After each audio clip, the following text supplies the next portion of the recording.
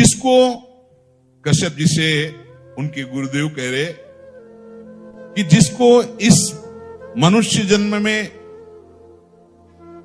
पूर्व पुण्य कर्म या संत महात्माओं की कृपाओं से मुक्त होना होता है, उसके ऐसे लक्षण प्रकट हो जाते हैं। वो शरीर के जितने भोग हैं उन भोगों में उसका विचार प्रकट होने लगता है। कितना खाते रहेंगे, ये कितना देखते रहेंगे, कितना भोगते रहेंगे, ये प्रारंभिक विचार प्रकट होने लगता है। मन कहता है ये संयोग कब तक रहेगा, कितना कितना विचार, अंदर विचार प्रकट होता है। उस विचार से उसके हृदय में इस शरीर और इन भोगों की जलन से मुक्त होने की इच्छा जागृत होती है।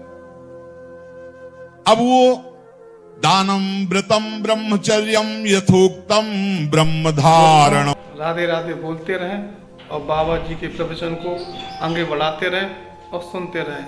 राधे राधे दोस्तों। दमः प्रशांतता चैव भूतानां चानुकंपनम संयमाश्चान संस्यम च परस्वादानवर्जनम व्यलीका नाम करणम भूतानां मनसा भुवि माता पित्रोश्च शुश्रूषा देवतातिथि पूजनम गुरु पूजा घृणा शौचम नित्यमंद्रिय संयमम। अब उसके हृदय में उदारता प्रकट होती है। क्या वो अब संयम में आने लगता है। कम आहार करना, सात्विक आहार करना। यार आहार से प्राणी पोषण तो करना, चाहे जो कुछ पाओ, इस पर तो भाई संयम करना पड़ेगा। कुछ काल तक आप करके तो देखिए। अभी आपने आहार का केवल देखा है हिसाब, तो आपकी दशा क्या है। आप थोड़ा संयम में आइए और रसेंद्री के मांगे हुए आहार को कम दीजिए। मान लीजिए ये जन्म थोड़ा इसमें लगा दीजिए, आप देख लीजिएगा। केवल प्राण पोषण होता है आहार से, लेकिन जब आप रसेंद्री से युक्त होकर फिर वो आपको और भोगों में फंसाएगा, बच नहीं सकते, पक्का नहीं बच सकते। संभालना पड़ेगा, संभालना पड़ेगा। जब तक आपकी रसेंद्री ठीक नहीं होगी तब तक आप हमारी बातों को धारण करने की योग्यता नहीं प्राप्त कर पाएंगे। समस्त इंद्रियों में चांचल्यता प्रकट करने वाली प्रमुख इंद्री रसेंद्री है जिह्वा। इसको संभालिए, संभालिए। जगह जगह ये बात शास्त्रों में पाई जा रही कि बहुत साधना में इसका योगदान है रसेंद्री का। बहुत संयम में रही। हमने बहुत से संत भगवान को देखा है। अब ये जो विचरण करने वाले महात्माओं घटना होती कि भाई 35 रोटी पा गए, ये पा, अब 8 दिन भोजन नहीं मिला तो 35 रोटी क्या करेगी। एक बार में पा लिया, फिर 5-6 दिन के लिए फुर्सत, वहां कुछ विकार थोड़ी आने की जरूरत है। हाँ, जब आपको बाल भोग मिल रहा है, राजभोग मिल रहा है, शयन भोग तीनों टाइम मिल रहा है, तो अल्पाहार, थोड़ा थोड़ा सात्विक आहार, भजन, हर समय आप बैठ सकते हो, ऐसी हो। अब वो ब्रह्मचर्य व्रत को धारण करेगा। उदारता, संयम, खान पान, ये सब, और ब्रह्मचर्य। सच्ची मानिए ये अलौकिक व्रत है। ब्रह्मचर्य धारण करने वाले कोई बादाम, हलवा, घी की जरूरत ही नहीं भाई। बिल्कुल सच्ची मानिए। जैसे तप्त भूमि में पैर कैसे पड़ता है, एकदम ऐसी बिजली रहती ब्रह्मचारी के शरीर में। बिजली 60 किलोमीटर बिना विश्राम किए चलते देखा है। पीछे भी चर्चा की थी, हम हार गए। कमंडल हाथ में छड़, ब्रह्माकार वृत्ति, चले जा रहे। कब आहार मिलेगा, कब विश्राम, कोई मतलब नहीं। आहार भगवदाकार वृत्ति। ब्रह्मचर्य अत्यंत आवश्यक, जिसे आप खिलवाड़ समझ रहे हो, ये बहुत बड़ी हानि है। जिन लोगों को ऐसा लगता है कि ब्रह्मचर्य छीण करके हम घी दूध पी करके या मकर और कौन सी भस्म और स्वर्ण भस्म, मकर ध्वज और क्या क्या, भाई ये सब उसकी पूर्ति नहीं कर सकते। ध्यान रखना, जो ब्रह्मचर्य आपका छीण हुआ जो नस नाड़ियों का अभ्यास आपका गलत बन गया, उसको कोई भी भस्म, कोई भी औषधि, कोई भी घी, दूध, बादाम, पिस्ता ये पूर्ण नहीं कर सकता। ध्यान रखना, जिन लोगों को ऐसा लगता है वो भ्रम में है, वो भ्रम में है, वो भगवत आराधन की योग्यता खो देंगे। ब्रह्मचर्य अत्यंत आवश्यक है। नींद पर काबू पाने के लिए, शरीर पर शासन करने के लिए, मन पर शासन करने के लिए, दिव्य आनंद का अनुभव करने के लिए ब्रह्मचर्य नींव है, नींव। भले आप गृहस्थ में हैं तो शास्त्र आज्ञा करता है संतानोत्पत्ति आदि के लिए। बस बहुत जन्म हो गए खिलवाड़ करते हुए, थोड़ा तो संयम में इस जन्म में आ जाओ, चाहे गृहस्थ हो चाहे विरक्त हो। ऐसी प्रवृत्ति जो हम अनेक जन्मों से करते आए हैं, वही इस महामहिम मनुष्य शरीर को प्राप्त करके हम पुनः गलती दोहरा रहे हैं। अब हमको वो करना है जो आज तक किया नहीं। आज तक भोग करते रहे तो अब ब्रह्मचर्य से रहेंगे, आज तक विषय चिंतन करते रहे तो भगवत सेवा चिंतन करेंगे, आज तक संसार के रूप का चिंतन करते अब स्वामी के रूप का चिंतन करेंगे, आज तक संसार का नाम गुणगान करते रहे, प्रपंच का, अब मैं प्रपंचातीत प्रभु के नाम का, उनके गुणों का गायन करूंगा। जब जिसको भगवत प्राप्ति होनी होती है मनुष्य शरीर में, तो ये संयोग प्राप्त होना शुरू हो जाता है। वो शास्त्रों का स्वाध्याय करने लगता है। इंद्रियों की चांचल्यता उससे अच्छी नहीं लगती, देखना सुनना बोल, वो गंभीरता आने लगती है। कोई भी उससे बात करे मुस्कुराकर, ऐसा दयाचित, सब पर करुणा करने वाला उसका स्वभाव बनने लगेगा। चित्त विषय चिंतन के लिए लालायित नहीं होगा, लालची नहीं होगा, चित्त उदासीन हो, कुछ अच्छा ही नहीं लगता।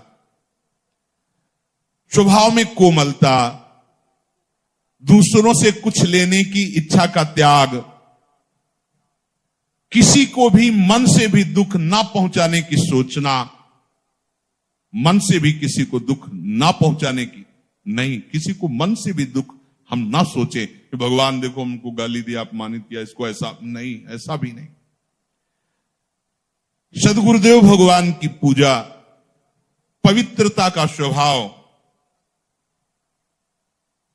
और अपने इन कर्मों का कभी प्रचार ना करना, यह है जिसकी उन्नति होनी, भगवत प्राप्ति होनी होती है। तो ये लक्षण उसके हृदय में जागते हैं। अपने शिष्य कश्यप जी को वो बोल रहे हैं। और जिसका पतन होना होता है, नाश होना होता है, उससे विपरीत बुद्धि प्राप्त हो जाती है। बुरी दशा आने के पहले बुद्धि बदली जाती है।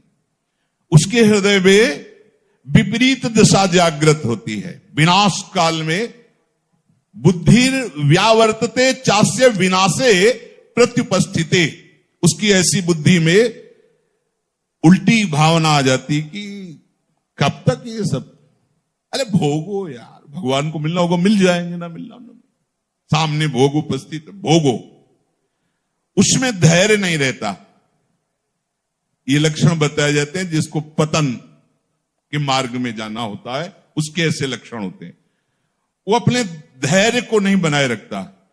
कोई भी भोग सामने आया, विचार नहीं करना, पशु की तरह बस उसे स्वीकार कर लेना, नहीं। विवेक, अगला कदम रखने के पहले विचार करो, मेरा कदम कहां रखा जा रहा है, क्या होगा, अगर मैं ऐसा करूंगा तो होगा क्या, अगर हमारे हरि गुरु अपनी कृपा की नजर हमसे हटा लिए तो फिर होगा क्या। नहीं नहीं, बहुत बार ये सब किया, अब नहीं नहीं, और भाग पड़े, ज्यादा नहीं नहीं के चक्कर में ना पड़े, उस स्थान से भाग पड़े जहां सामने भोग उपस्थित हो। धैर्यवान यदि ऐसा है कि कोई प्रभाव नहीं पड़ रहा तो भी वहां ज्यादा न टिके, हट जाए। काजर की कोठरी में कैसो भी सयान हो जाए, दाग लागी है, पैलागी है, पैलागी है, महापुरुषों ने कहा है। उसका धैर्य खत्म हो जाता है, धैर्यवान नहीं रहता। बहुत ध्यान देने योग्य बात है। शिष्य को बता रहे जिसका मंगल होना होता है उसके ऐसे लक्षण जो आप पहले वर्णन किए, और जिसका पतन होना होता है उसके ऐसे लक्षण। अब वो विषयों के अनुकूल समय में मन पर अधिकार ना होने के कारण वो अपनी प्रकृति के विरुद्ध आचरण करना शुरू कर देता है। अपनी स्वाभाविक प्रवृत्ति, प्रभु की तरफ होनी चाहिए। उनके हम अंश हैं, पर वो विरुद्ध आचरण जो भगवत मार्ग से हमें पतित कर दे, ऐसे आचरणों में खुश होकर वो चलने लगता है। अत्यंत हानि पहुंचाने वाली वो क्रियाएं करने लगता है। देख लीजिए ये सब, उनका क्या व्याख्या करें। अत्यंत हानि पहुंचाने वाली, पता नहीं है, और अपने जीवन को स्वयं नष्ट कर रहे। जब उनको शिक्षा दो तो उनको बुरा लगता है कि हमें ऐसे महासुख से वंचित क्यों कर रहे हैं। अरे पागल, ये कोई सुख है जो तुम्हें क्षीण कर रहा है, नष्ट कर रहा है? आओ सुख सिंधु प्रभु के नाम रूप में देखो कैसा अपार सुख है। वो उन सब वस्तुओं का सेवन करता है जिससे उसकी बुद्धि भ्रष्ट हो जाए। होटल से मंगाओ भोजन, माना बहुत साफ स्वच्छ दिखाई दे रहा है, लेकिन बनाने वाले का कैसा आचरण है, कैसे बना रहा है, क्या विचार है, कैसी पद्धति से बनाया गया है। आपको शीशा के अंदर रखे हुए सुरक्षित दिखाई देते, लेकिन उस समय क्या है, सब अच्छा है, पर उसका विचार क्या है, उस समय का विचार उसके अंदर संस्कार डाल रहा है। ये ज्यादा चाट चूट वाली जो जबान है, ये परमार्थ लायक नहीं होती, इसको सुधारो। जिस चीज की ज्यादा मांग है उसको तो कभी मत खाओ। एक बार तो यार कर्रे पड़ जाओ, एक बार तो थोड़ा हिम्मती बनो। देखो ना, देखो एक ऐसा फिर समय आता है कि इन सब बातों का महत्व नहीं रहता जो हम आपको बता रहे हैं, कोई महत्व नहीं। एक समय पूज्यपाद उड़िया बाबा एक कवल एक बार में दे दो, जितना देना, 24 घंटे में एक बार, बस एक कवल। 18 घंटे भजन में बैठे, ब्रह्माभ्यास, कृष्ण शरीर हो गया, दिव्य तेज जग रहा। ब्रह्मचर्य ऐसे थोड़ी रहा जाता है कि आप तीनों टाइम को कस कस के और सब ऐसे पाओ ब्रह्मचर्य रंग। देखो कितनी मांग है, उचित दिया, वो अपने आप पचेगा ना, उसको भी तो पचने का समय दो। सब भरते रहोगे तो पचेगा कैसे, वो फिर पतन हो जाएगा उसका। उसको पचाने के लिए सामर्थ्य चाहिए। क्या सामर्थ्य? जितनी आवश्यकता है वो अंदर पता चलता है। जहां थोड़ा ऐसा लगे कि हम छक रहे हैं, बिल्कुल उसके आगे एक कवल भी मत पाइए। अभ्यास बना लीजिए, उतना ही रखिए। और अगर ऐसा लग रहा है कि पाने की थोड़ी इच्छा है और थोड़ी नहीं है, तो बिल्कुल मत पाइए। उसमें आपका ब्रह्मचर्य पचेगा। जो आपके अंदर जठराग्नि हो, आपके ब्रह्मचर्य को विशुद्ध करेगी। और धीरे धीरे ब्रह्मचर्य जब स्थित होने लगता है तो ऊर्ध्वगामी होने लगता है। जहां ब्रह्मचर्य ऊर्ध्वगामी हुआ तो दिव्य तेज, दिव्य शक्तियां, दिव्य ज्ञान अपने आप जागृत हो जाता है। ये इसीलिए, इसी आनंद के लिए तो मुझे मनुष्य शरीर मिला है भाई। काहे को जो बहुत बार, अब नहीं, अब जो एक बार भी नहीं हुआ वो करेंगे। क्या? भगवत आराधना, संयम से रहकर प्रभु के मार्ग में चलना। ये आहार पर ध्यान दीजिए, सारा का सारा परमार्थ का इसी पर टिका है, इसी पर, आहार पर। वीडियो को लाइक करें और चैनल को सब्सक्राइब करें और राधे राधे कमेंट में जरूर लिख दिया करें।